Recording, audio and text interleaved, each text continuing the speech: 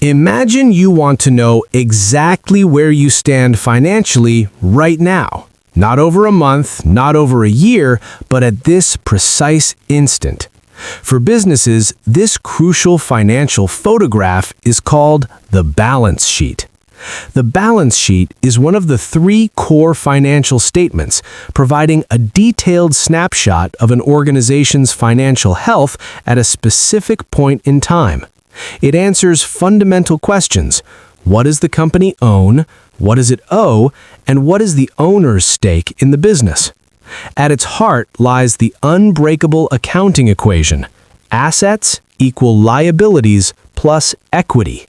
This equation must always balance, ensuring that everything a company owns is accounted for either by what it owes to others or by what the owners have invested. The balance sheet is meticulously organized into three main sections, each representing a crucial component of the accounting equation. Assets.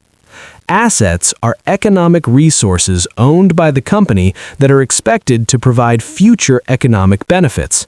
Think of them as anything of value that the business possesses and uses to generate revenue. Assets are typically listed in order of their liquidity, how easily they can be converted into cash. Assets are further categorized into two main types. Current assets. These are assets that are expected to be converted into cash, used up, or sold within 1 year or one operating cycle, whichever is longer. They represent the company's short-term resources. Accounts receivable. Money owed to the company by customers for goods or services already delivered, for example, invoices awaiting payment. Inventory, goods available for sale or raw materials and work in progress. Prepaid expenses, expenses paid in advance like rent or insurance for future periods. Short-term investments, investments expected to be sold within a year. Non-current assets or long-term assets. These are assets that are not expected to be converted into cash or used up within 1 year. They are typically held for long-term use in the business operations. Property, plant, and equipment. Long-lived, tangible assets like land, buildings, machinery, vehicles, and furniture. These are usually reported at their original cost less accumulated depreciation.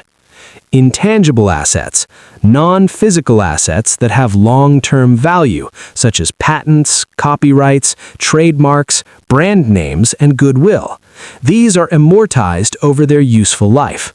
Long-term investments, investments held for more than a year, such as shares in other companies, bonds, or real estate. Liabilities. Liabilities represent the company's financial obligations to external parties. These are debts or monetary obligations that the company must repay in the future. Like assets, liabilities are also categorized based on their due date. The two main types of liabilities are current liabilities. These are obligations that are due to be settled within 1 year or one operating cycle. They represent the company's short-term debts. Accounts payable, money owed by the company to its suppliers for goods or services received, for example, bills from vendors. Salaries payable, wages or salaries owed to employees for work already performed but not yet paid. Short-term loans or notes payable, debts that must be repaid within 1 year. Unearned revenue, money received from customers for goods or services that have not yet been delivered or performed. The company owes a service. Current portion of long-term debt, the portion of a long-term loan that is due for repayment within the next year. Non-current liabilities or long-term liabilities. These are obligations that are not due to be settled within 1 year. They represent the company's long-term debts. Long-term loans or notes payable, debts that are due to be repaid in more than 1 year. Bonds payable, formal debt instruments issued by companies to raise large amounts of capital with repayment due over many years. Deferred tax liabilities, taxes that are owed but not yet payable, usually due to differences in accounting and tax rules.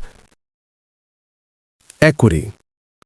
Equity, also known as shareholders' equity for corporations or owner's equity for sole proprietorships/partnerships, represents the residual claim on the assets of the company after deducting all liabilities. It's essentially what would be left for the owners if all assets were sold and all debts were paid. Contributed capital, or share capital/common stock. The initial investment made by owners, shareholders, in exchange for ownership shares in the company. Retained earnings. The cumulative total of profits that a company has earned since its inception, less any dividends paid out to shareholders. This represents profits reinvested back into the business. Other comprehensive income. Certain gains and losses that bypass the income statement and are reported directly in equity. Treasury stock. Shares of the company's own stock that it has repurchased from the open market. The fundamental principle of the balance sheet is that the total value of all assets must always equal the sum of all liabilities and equity. Think of it this way. Every asset a company owns must have been financed somehow, either by borrowing money, creating a liability, or by receiving investments from owners or retaining profits. If your balance sheet doesn't balance, it's a clear indicator that an error has been made in recording or summarizing transactions. This inherent self-checking mechanism is a cornerstone of double-entry bookkeeping. Beyond just knowing what a company owns and owes, the balance sheet provides crucial insights into a company's financial health. Liquidity. By comparing current assets to current liabilities, users can assess a company's ability to meet its short-term obligations. A healthy ratio suggests good liquidity. Solvency. Examining long-term assets, liabilities, and equity helps determine a company's ability to meet its long-term debts and commitments. Financial structure. The proportion of debt versus equity financing reveals how a company funds its operations. A high debt-to-equity ratio might indicate higher financial risk. Asset utilization. While not directly shown, comparing assets over time can suggest if a company is growing its resource base. Growth in equity. Consistent growth in retained earnings indicates that the company is profitable and reinvesting those profits, often a positive sign for investors. Investors use the balance sheet to assess risk and potential returns. Creditors use it to evaluate a company's ability to repay loans. Managers use it to make strategic decisions about investment, financing, and operational efficiency. While invaluable, it's important to remember that the balance sheet is a snapshot. It only reflects financial position at a single point in time. The very next day, transactions can change the entire picture. It often reports assets at historical cost, what they were purchased for, rather than their current market value, which can understate the true economic value of a company, especially for things like real estate or brand recognition. It doesn't capture intangible assets that cannot be easily quantified, such as employee morale, customer loyalty, or intellectual capital, unless formally recognized as a patent. It doesn't show the cash flow or profitability over a period, which is where the income statement and cash flow statement come in. Therefore, the balance sheet is best analyzed in conjunction with the other financial statements to get a comprehensive understanding of a company's financial story. The balance sheet is more than just a list of numbers. It's a powerful financial compass. It allows businesses, investors, and analysts to navigate the complex economic landscape by clearly defining financial position.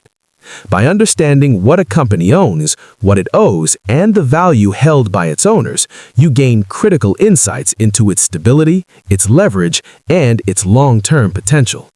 It is the fundamental testament to the health and structure of any financial entity.